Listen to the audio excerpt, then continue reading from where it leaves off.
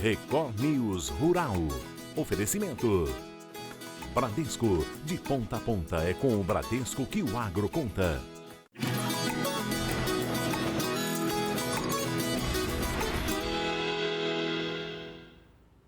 Oi, bom dia para você. O Record News Rural está no ar. O brasileiro consome quase 4 quilos de queijo por ano. Em Minas Gerais, é o maior produtor do país. Se o queijo mineiro é conhecido pela tradição, o queijo paulista se destaca pela inovação, com produtos diferentes que conquistaram o mercado também. 17 queijarias pelo estado de São Paulo. Com mais de 100 variedades de queijos de diferentes matérias-primas. No interior de São Paulo, como é que é? Tá aí? No interior de São Paulo tá bombando, né? A gente não perde a tradição, porque você não perde uma coisa que você nunca teve, né? Na verdade, a gente não é obrigado a seguir tradição nenhuma, né? E a gente ganha em liberdade para inovar e criar aquilo que a gente quiser.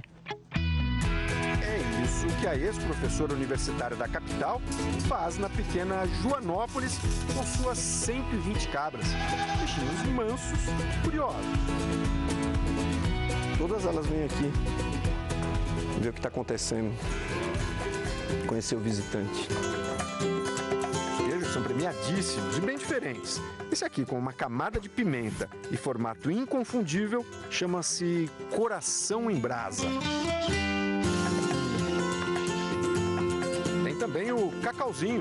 Sim, a matéria-prima do chocolate pode ser adicionada ao queijo. E acredite, fica muito bom. Tem queijo ruim aqui não. O gestor ambiental Ricardo foi outro que abandonou a metrópole para produzir queijo na roça. O leite vem das 900 ovelhas que ele cria em um sítio em Porto Feliz. Muito bacana trabalhar com comida, alimentar as pessoas, fazer tudo o mais natural possível, sem conservante, trabalhar com o mínimo de impacto, saber efetivamente o que você está consumindo, né? Como você está manejando esses animais, é uma satisfação muito grande, assim. Fica de 8 a 10 dias de maturação. A queijaria também fica no sítio. Entre queijos e outros derivados de leite de ovelha, são 19 produtos. Alguns demoram 1 ano para ficarem prontos. É um desafio muito grande, é dinheiro parado na prateleira, não tem como, mas ao mesmo tempo, em momentos de baixa de mercado, é a nossa possibilidade de não perder leite. Então a gente matura até como forma de estoque, então a gente vai regulando assim. Em Cabreúva, o leite usado é de vaca mesmo, mas a produção tem muitos diferenciais.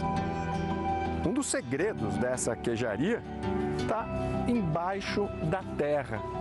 Olha só, aqui nesse barranco, eles construíram uma espécie de caverna, que é onde funciona a câmara de maturação, o lugar de descanso dos queijos.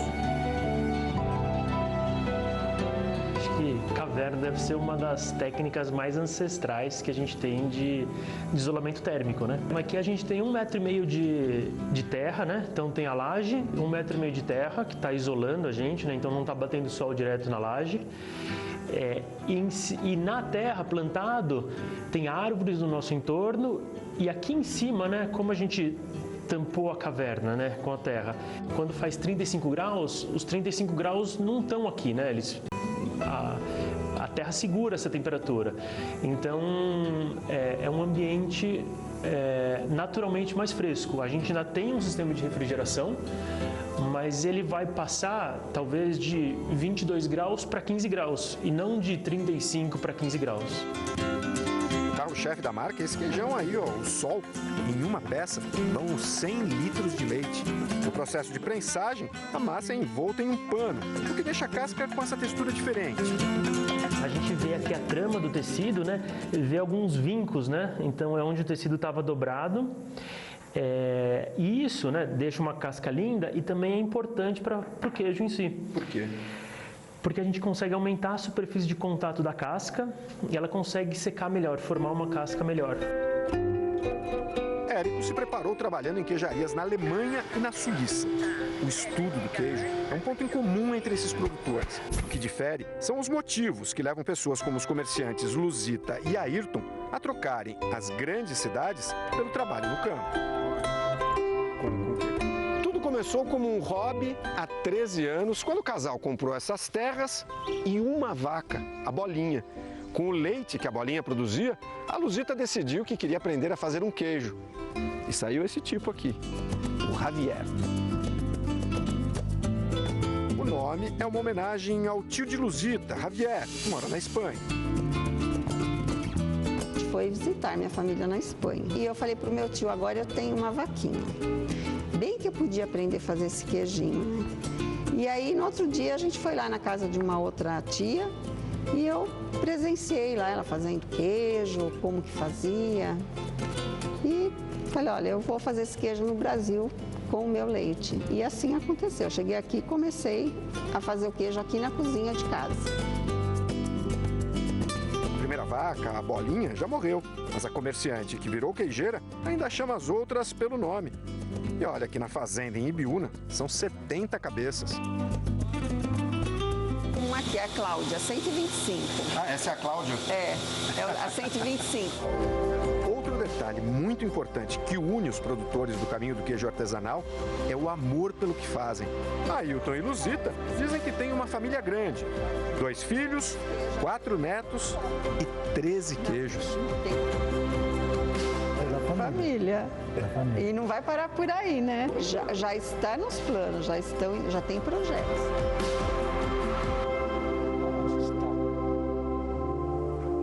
O uso de brincos e chips no gado facilita a vida do produtor, que com o uso da tecnologia faz a rastreabilidade dos animais e mantém o controle sanitário.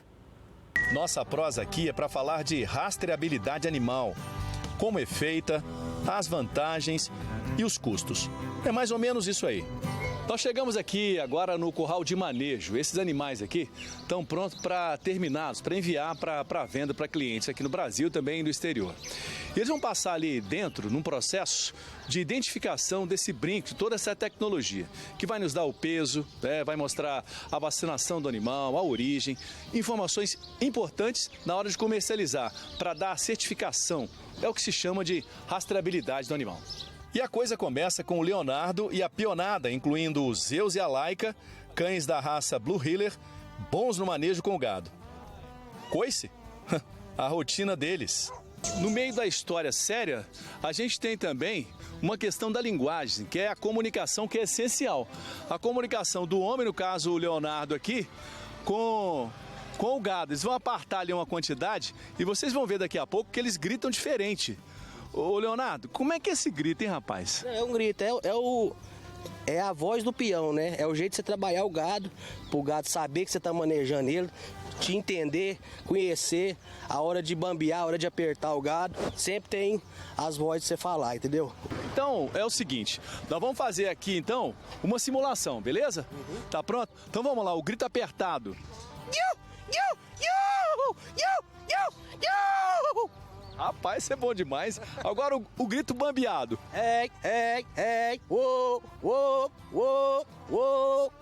Mistura os dois. Agora se o Flamengo fizer um gol. Não, aí nós não tem torce Flamengo, não. Essa bezerrada é separada e depois são levados para a área de confinamento. Em agosto e setembro cabem 7.000 cabeças. Essas imagens são dessa época. Agora tem 1.200. O gado chega e ganha um CPF de 15 números. Num brinco e o outro é o chip. É papum, na hora. Os dois. O chip que vai responder eletronicamente quando acionado por essa pistola. E ele contém informações valiosas. No chip estão a origem, de qual propriedade veio, a idade do animal, o peso, as vacinas aplicadas ao longo da permanência do animal, qual o sistema de produção, se a pasto ou confinado, e mais importante, se a propriedade não tem qualquer complicação ambiental, que a impeça de produzir e comercializar o gado, área desmatada, cadastros negativos ambientais, etc. E tudo fica armazenado, acessível com leitura digital do Jorge, que capta o número de cada um no gatilho. A identificação eletrônica ela tem a grande vantagem de você eliminar os erros de coleta de dados, né? É muito comum no campo a gente ver um brinco visual, um número e tentar anotar errado, né? É um processo que acontece, chega até 15% de falhas. A identificação eletrônica ela elimina essa falha, né? Então é o primeiro grande ganho. O segundo grande ganho é você agiliza o processo de manejo dos animais, né? Então você faz os animais, o mesmo manejo em menos de metade do tempo, sem estressar os animais, sem correria, né? Então esses são os dois grandes ganhos. E principalmente ter um dado seguro, né? Um dado que você não vai ter erro. E a coisa de colocar o trem do brinco é feito com bruteza.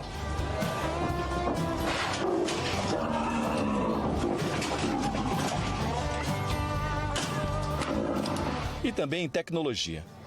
Lote 34, 77 animais, peso anterior 381. O trabalho de colher os dados é da Rafaela, que os individualiza. O brinco e o chip vêm nesse envelope. Os 3 primeiros números, 105, dizem respeito ao país, Brasil. Os 2, na sequência, 31, se referem, no caso, ao rebanho de Minas Gerais. E os números depois do 0 são únicos de cada animal. Então a gente puxa ali, a gente tem todas as informações desde quando a gente comprou esse animal até o final do produto. Quando você não conhecia para que servia esse brinco, você via uma vaca de brinco, o que você pensava? Uai, pensava diferente, né? Aí quando a gente conheceu e viu o real sentido da coisa, né? Aí via a real importância, né? Esse negócio de vender gado agora sem saber a origem, as informações, isso é coisa do passado, né, Rafa? Isso aí ficou para trás, né? O negócio agora é tecnologia, né? E o mais importante é que nós estamos... a gente sabe da qualidade do produto e podendo atender o mercado interno e externo, né? E vai continuar investindo em rastreabilidade e o que mais aparecer, né? Sim, sempre. Nós temos que estar sempre à frente, né? Além de adoçante natural, o mel é um alimento cheio de nutrientes, mas é preciso conhecer a origem para não comprar produto adulterado e até prejudicial para a saúde. Um especialista dá a dica para identificar um produto de qualidade. O mel é um produto natural, rico em muitos benefícios e com ótimos valores nutricionais para a saúde. E para assegurar a qualidade, os apicultores da região seguem boas práticas de produção. Em Botucatu, essa fábrica beneficia produtos como mel e derivados, com demanda mensal de 1 tonelada. O mel, quando chega aqui no entreposto, eles são organizados aqui dentro do depósito, eles são identificados com o nome do produtor, florada, e ficam armazenados aqui enquanto a gente leva uma amostra para o laboratório. O laboratório da Unesp faz essas análises e a partir do momento que chega esse resultado da análise, ele recebe o selo de aprovado. Após essa aprovação, ele vai para banho-maria e depois vai para filtragem e decantação. A partir do momento do invase, ele vai para rotulagem e depois para a expedição. Essa etapa de invase do mel, quando ele é colocado nos potes, é considerada uma das mais importantes para a produção.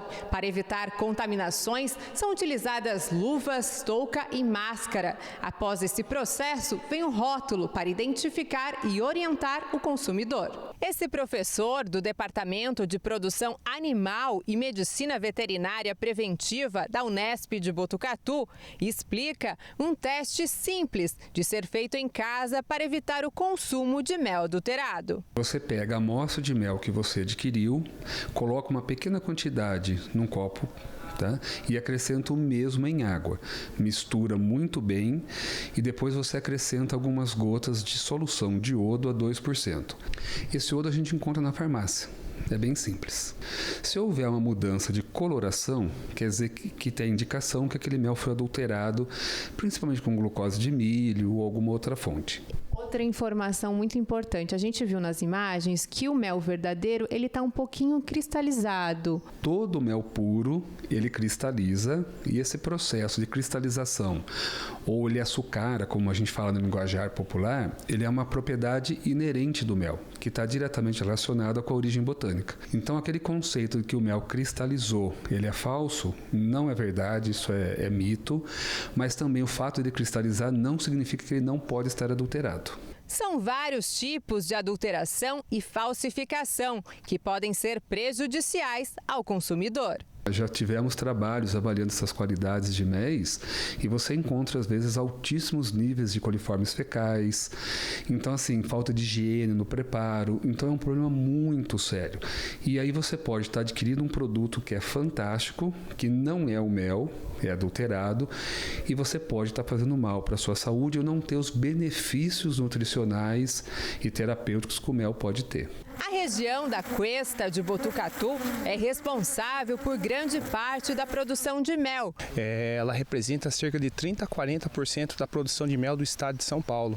Se a gente pegar a região aqui de Botucatu e Itatinga, ela aparece como a terceira maior produtora de mel do Brasil. A gente precisa passar a informação para o consumidor para que ele saiba o que realmente é um mel de qualidade. E o consumidor também, quando for buscar o mel, buscar de um apicultor que conheça, né? Que garantindo assim a qualidade do produto.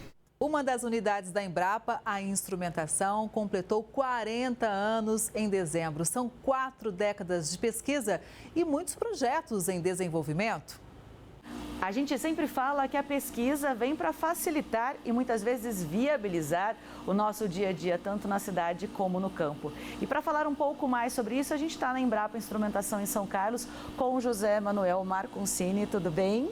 Tudo bom? Feliz ano novo, Ingrid. Pra gente, né? Que 2025 seja muito próspero. Sim, com certeza. Explica pra gente, então, que tipo de pesquisa que é desenvolvida aqui na unidade de instrumentação? Aqui na Embrapa Instrumentação, uma das 43 unidades de pesquisa da Embrapa, a gente é um centro temático e o tema central são instrumentações, sensores, novos materiais para a agricultura, agropecuária em geral e também para a indústria de alimentos.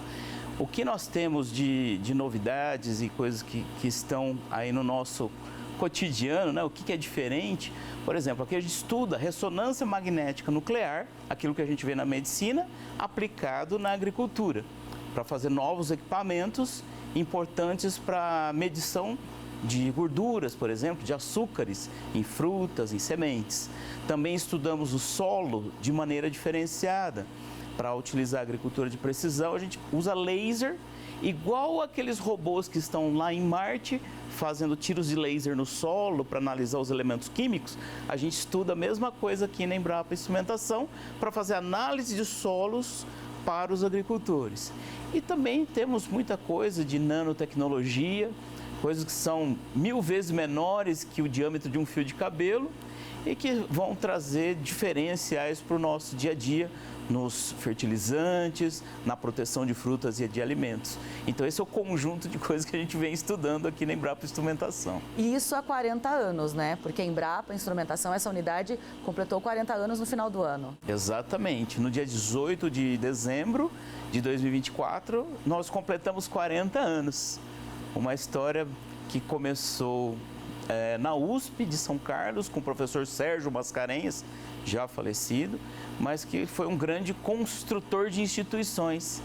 E isso surgiu de um desafio que vinha lá de 1982, de um dos pioneiros da unidade, o Dr. Silvio Crestana, que era orientado de doutorado do Sérgio Mascarenhas. O Silvio Crestana veio da origem da agricultura, filho de fazendeiros, e perguntou por que não tem física aplicada na agricultura, lá em 1982. Instigado por essa pergunta, o professor Sérgio, ele falou, bom, a gente precisa fazer algo diferente, porque o Brasil é um país agrícola, tem essa vocação, e a física, as engenharias novas, né, engenharia eletrônica no campo, na época, né, a mecânica, a mecatrônica, importantes para aplicar na agricultura. Então surgiu dessa ideia de como a gente aplica física, química e engenharias que não são agronômicas ou veterinárias no campo.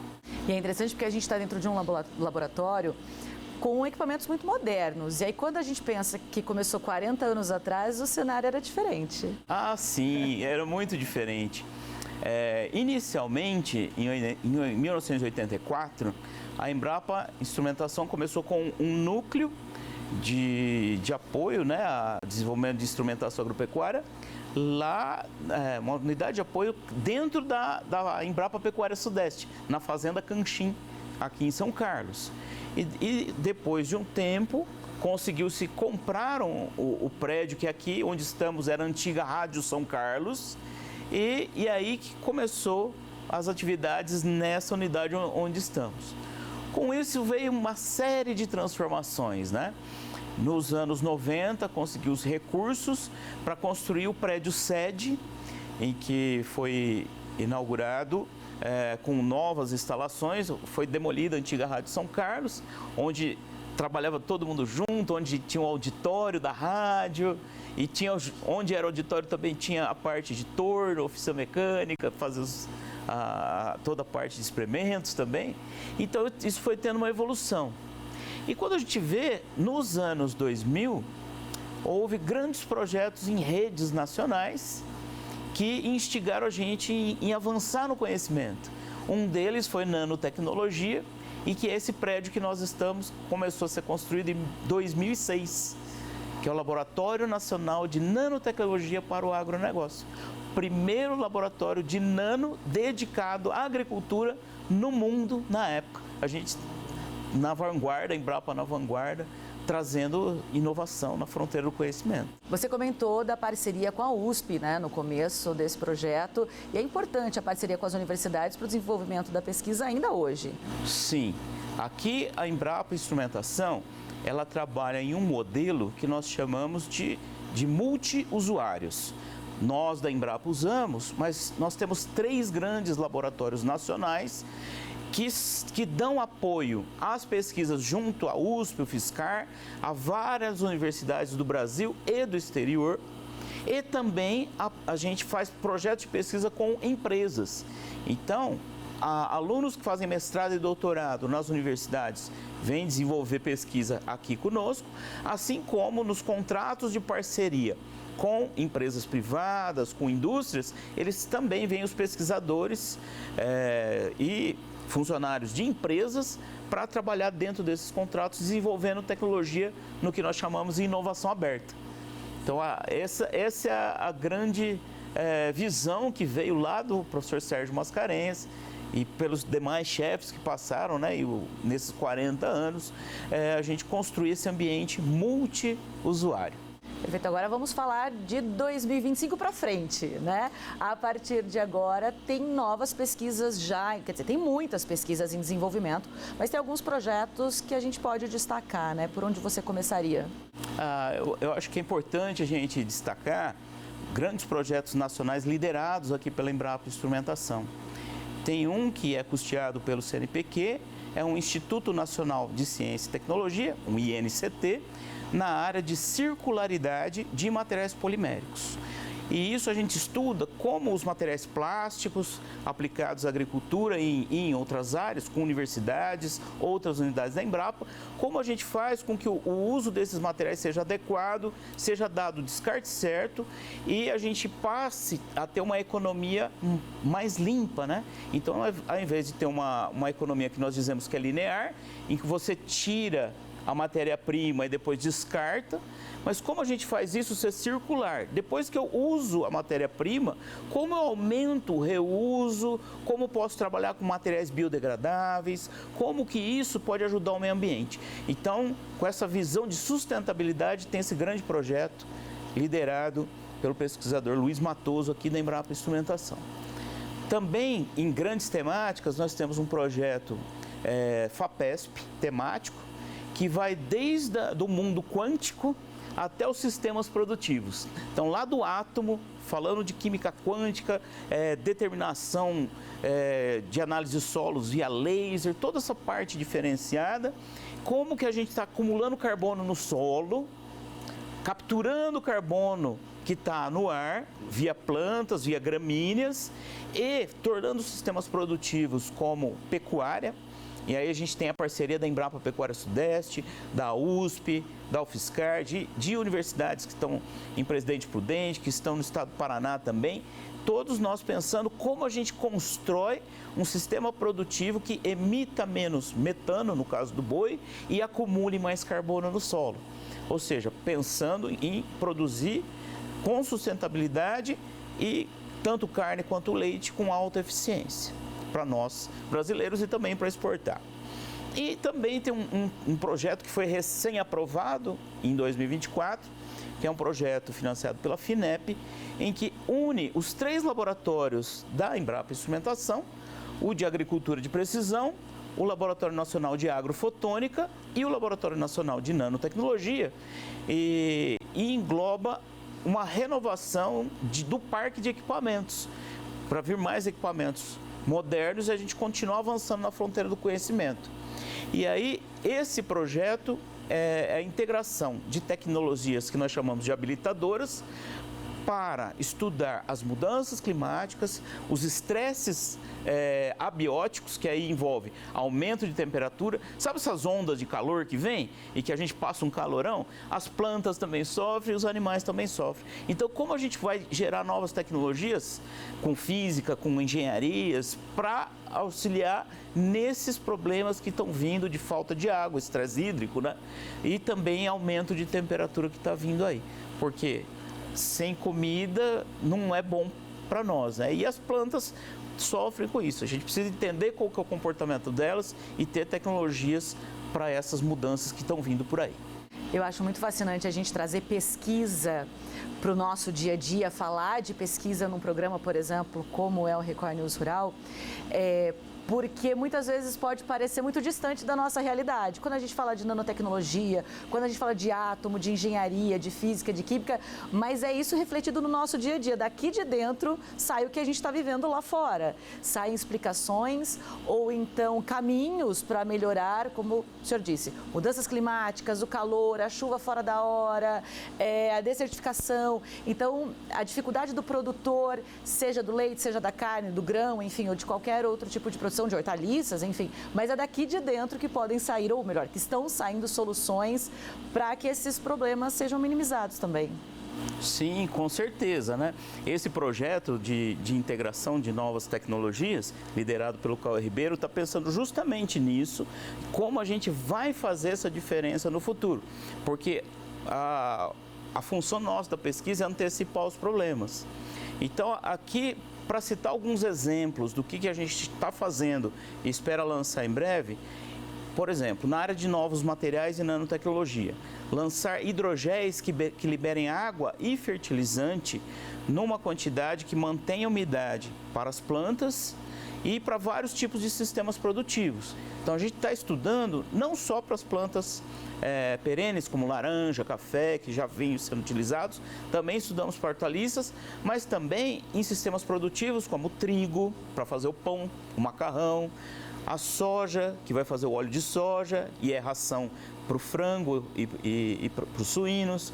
Também estamos entendendo isso, como que é em sistemas produtivos de milho, então isso, e feijão, que é no nosso cotidiano. Então, é importante a adaptação dos sistemas produtivos para essas condições climáticas diferenciadas. Eu queria citar algumas coisas também que a gente tem e que está compondo, né? Que é um pouco diferente do cotidiano, né? Por exemplo, quando a gente fala de agricultura de precisão, então nós temos projetos que estão junto com o pessoal do Mato Grosso e das regiões de produção de algodão, da região de soja, o algodão que a gente faz roupa, né, que a gente veste, né? E aí o que acontece? Tem uma série de estudos que a gente vem demonstrando que o bom manejo do solo diminui alguns tipos de pragas, como nematóides, que atacam culturas, como soja, pode atacar o algodão também. Então, são estudos de agricultura de precisão que a Embrapa Instrumentação tem contribuído.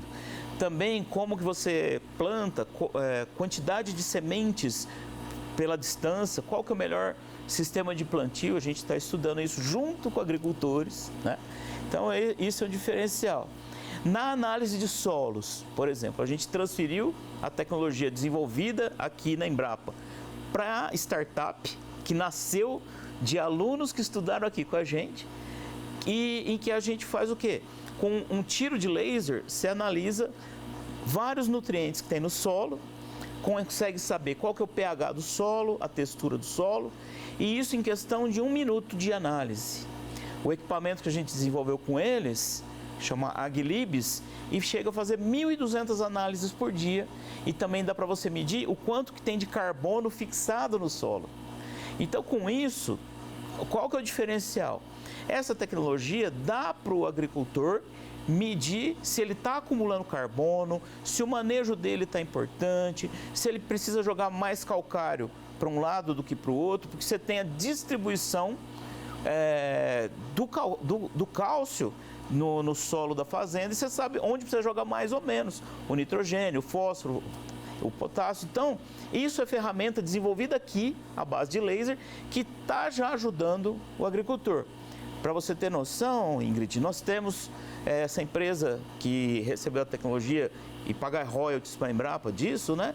Atende hoje 800 mil hectares de terra no Brasil, e em 18 estados brasileiros, fazendo análises aqui em São Carlos. Gera emprego, tem mais de 30 funcionários. Então, a tecnologia que a gente gera na Embrapa chega para o agricultor, gera emprego, gera renda. Isso é um diferencial. Só para citar uma das tecnologias. E garante que chegue comida, pelo menos, né, para mais gente, comida de qualidade, né, tanto facilitar para o produtor, como também para quem está na cidade, né, recebendo esses produtos. Muitíssimo obrigado. Bom, tem assunto aqui para a gente ficar muito mais tempo, sim. Mas por enquanto eu agradeço muito, Marconcini, muito por nos receber aqui e explicar um pouco da unidade da Embrapa Instrumentação. Obrigada. Muito obrigado a você e todos os telespectadores. E a Embrapa Instrumentação está sempre à disposição da sociedade brasileira. Essa edição do Record News Rural fica por aqui. Obrigada pela sua audiência. A gente se vê no próximo programa, combinado? Até lá!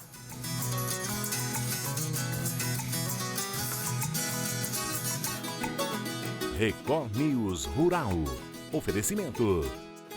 Bradesco, de ponta a ponta é com o Bradesco que o agro conta.